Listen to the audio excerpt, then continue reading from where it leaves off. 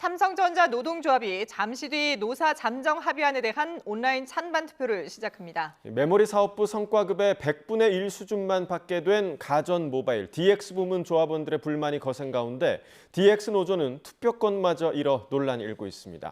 삼성전자 사업장에 취재기자 나가 있습니다. 박기환 기자.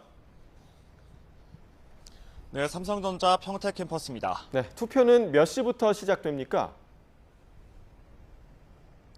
네, 삼성전자 노사가 어렵사리 마련한 임금교섭 잠정 합의안에 대한 조합원 투표는 잠시 뒤 시작됩니다.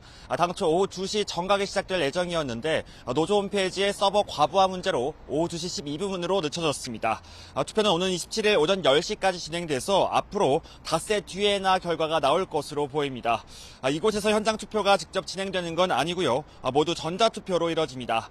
가장 인원이 많은 초기업 노조를 기준으로 7만 명 조합원 가운데 과반이 참여해서 절반 이상이 찬성하면 이번 잠정 합의안은 최종 타결됩니다. 이번 잠정 합의안에는 연봉의 50%까지 지급되는 기존 성과 보상 제도는 유지하고 반도체 부문만 특별 경영 성과급을 지급한다는 내용이 포함됐습니다.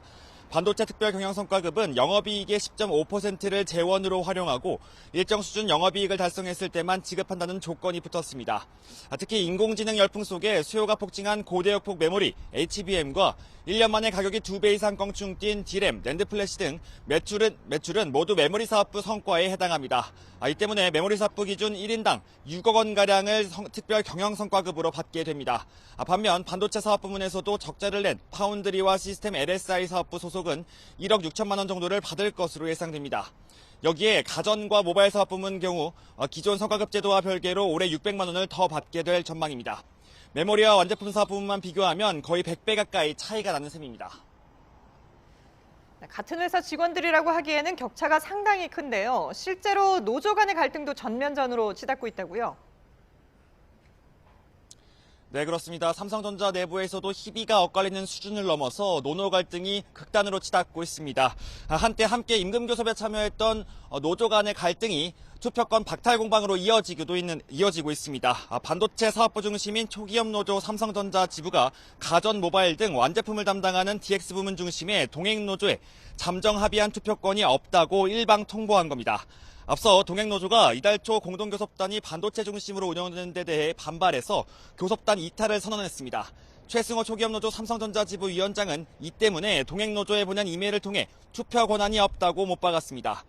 이에 대해 동행노조는 어제 공문을 통해 이 일방적인 통보로 DX 부문 조합원들의 목소리를 또 한 번 지우려고 하고 있다며 정당성 있는 투표를 요구했습니다.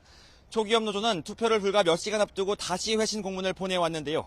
초기업 노조는 이번 잠정 합의 자체가 사측과 공동교섭단의 교섭 결과인 만큼 동행노조 조합원들은 투표권이 없다고 재확인했습니다. 노사 잠정 합의안에 대한 가결은 물론이고 높은 찬성률이 곧 노조 집행부의 성적표로 가늠될 수 있는 상황에서 반대표를 낼 가능성이 큰 DX 조합원들의 투표권 자체가 사라진 셈입니다. DX 부문 직원들 역시 벌어진 성과급 격차와 반도체 일방적 교섭 상황에 불만을 품고 세를 모으고 있습니다. DX 부문 직원들이 대거 동행노조에 가입하면서 불과 하루 만에 9천 명 이상 동행노조 가입자가 폭증해 현재 12,000명을 돌파했습니다.